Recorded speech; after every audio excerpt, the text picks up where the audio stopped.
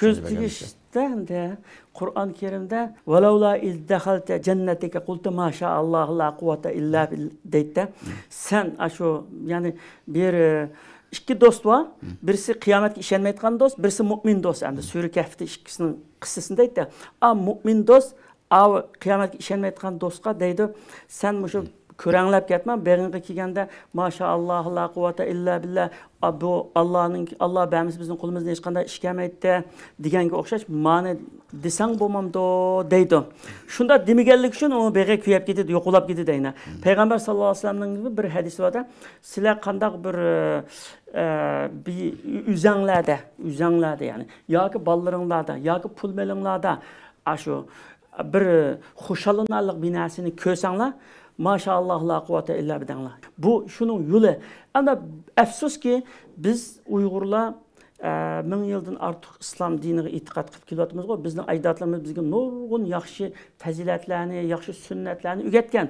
Lekin bu maşallah deyish bizning Uygurlarda umumlashmabdi ekan. Men bu 86-yilda Pokistonga chiqqan chog'imda dadamning do'sti Miftahiddin Qarachi meni qarshi elib, shada Pokistonning madrasalariga apadi, ulamolarga tunishtirsa, habi tunishdi. Mening bu do'stimning bolasi bu Qur'onni adab bo'lgan, o'qig'il chiqdi. Unda habi gapsa, maşallah dedi. Maşallah dedi. Men vatanda chiqqanman, hayron qoldim-da, gapni anglamaganligim uchun. Bu nima desa maşallah degan, bu maşallahdan boshqa gapni bilmamdi bu odamlar deb so'g'ancha men desam, maşallah degan yaxshi gap dedi o Qarachi mushchaqda. Keyin men Misrga ketdim. Yani bütün dünyadaki Müslümanlar iş qilib, bunda chiroyli binasini ko'rsa, nima bo'lsa, boshqalarda chiroyli binasini ko'rsa, ya boshqalarniki bir bolalarniki natija qozonliq diplomini ko'rsa, yoki yaxshi xabarni eshitsa, maşallah deyotgan.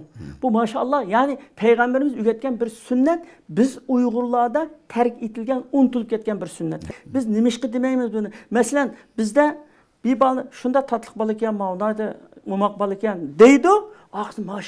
Maşallah deb qo'ymaydi. Boshqa millat deydi ekan buni. Bu bunda demaslikning cho'ng nayta bir xatiri bor. Masalan bu Urva ibn Zubayr radhiyallohu anhu bir kuni ash bolasini aytib chiroyli mundaq kiyindirib, uni nimaninki qishqa ilib ketgan. Valid ibn Abdulmuttalib xalifa shuning qishqa akirib qilgandan keyin o müşahede unutib qolgan maşallah deydi. O mabala shunda chiroyli yarashibdi, kiyimli shunda qamlashgan bola ekan. Maşallahni og'izi demabdi o chog'da. Chabdi. Degandan keyin asharni achiqibla atqa mindiruglik. Atqa mindirgandan keyin atdan yiqib tushib o'laglik. Shu chog'da o'laglik. Undan keyin bir kuni Rasululloh sallallohu alayhi vasallam Ummu Salama radhiyallohu anhaning yeniga ayağının yanına kirse, yanda bir kız o'tirgan, kichik qiz bola yuzi sag'irib ketibdi. Ma qizga ko'z tegibdi, o'qib qo'yinglar dedi. Yani bu boğan işlemdi. Adamınki üzününki közü tegidi. Mesela Süleyman ibn Abdülmelik degen en yaş padişah, Umeveyli'nin padişahı. Bir gün da eynek qarab turib, "Hey Süleyman, sendek kilişken ve sendek yaş padişah dünyada bağmı?" detkende.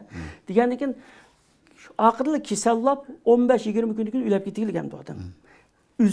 Üzüge tigidi. Mesela üzenge eynek qarab bundaqsa, elhamdülillah, maşallah, tabarakallah, elhamdülillah, Allah Taala mağa muşunda chiroyli jamalni birikdi deb mo'yda devasak, yomonlikni saqlanib qola olamiz. Demak, muşunda ta'limotlar bor.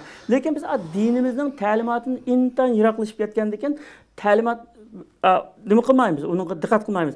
Endi masalan ko'z tegmagan bo'lsa-mu, qanday saqlanimiz o'zimizni desa, payg'ambar sollallohu alayhi vasallam har kuni yotitganchada Aisha radhiyallohu anhadan rivoyat qilgan sahih hadisda har kuni yotitganchada qululloh ayatni qulazir bir nasni o'qib, shu beshining ustidan tortib, putning ostigacha qo'llarining uchiga butun bedelini silab chiqadi. Ma sahih hadis. Sahih hadis, sahih sunnatda bor, dinimizda bor ish. Endi qanchalik odam shuni qilyapti, qanchalik odam qilmayapti. Qilishga tegishli. Onundan başqa Peygamber sallallahu aleyhi ve sellem yani nevrili İmam Hasan, İmam Hüseyin'i tulu vaqtdan da ayna bir ko'z tegmesin bu balığı da ayna o'qib ketgan. A'uzu bi kelimatillahi ta'ammat min kulli shaytan hamma ve min aynil lamma dedi. Her qandaq bir yaman şeytanın yamanlıqıdan ve her qandaq yaman közün saqlanıman, Allah'a sığınıp degan duanı Rasulullah ayında o'qiydicha nevrilerge. Bunu bizge ras ügütülgen bir sünnet, sahih hadisde kelgan ma'lumotda. Biz mushunda hali shariatning o'zimizga bizga o'rgatgan aşı saqlanish, o'zimiz qo'g'dinish, ashunda oyatlarni, ayında tavsiyalarga ko'ngil bo'lib aşolunu okusak mesela, şunu emel kılsak, qanday çağda mesela binası şuna ya üzümüzün balları, ya üzümüzge mesela binası, ya üzümüzün maşinesi olsun, ya uyumuzun könglimizde şunda bir benim uyda binasam bağı deyken könglimde maşallah tabarakallah, maşallah Allah'ın nimeti dep muyda kılıp ayda kılsak bu nimini üzümüzdeki üzümüzün közdeki işini ve başkalarının közdeki işini saklan kılıp oldu.